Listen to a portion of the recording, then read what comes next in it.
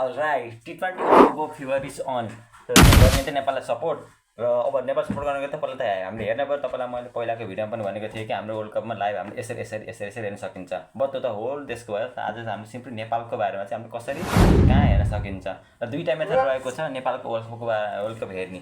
एउटा मेथड रहेको छ आइसिसीले चाहिँ आफैले हालिदिनेछ त्यहाँ र प्लस अर्को चाहिँ स्टार स्पोर्टले पनि आउने कुरा चाहिँ त्यो कन्फर्मै भएको छ। हामीले चाहिँ त्यहाँ इजिली हेर्न सकिन्छ।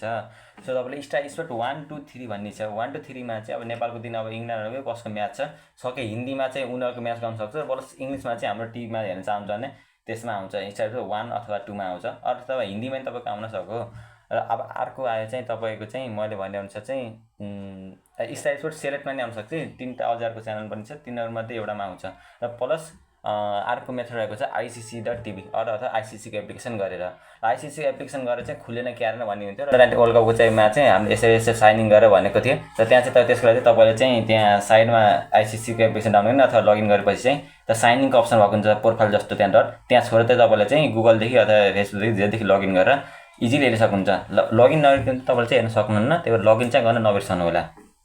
र लगइन गरेपछि चाहिँ तपाईँले ICC.tv मा चाहिँ इजिली हेर्न सक्नुहुन्छ। र फाइदा के छ तपाईँले यसमा हेरेको ICC.tv मा अथवा ICC एप्लिकेसन हेर्नु भने चाहिँ सबभन्दा one of the most best फाइदा भनेको बेनिफिट भनेको चाहिँ एड आउँदैन।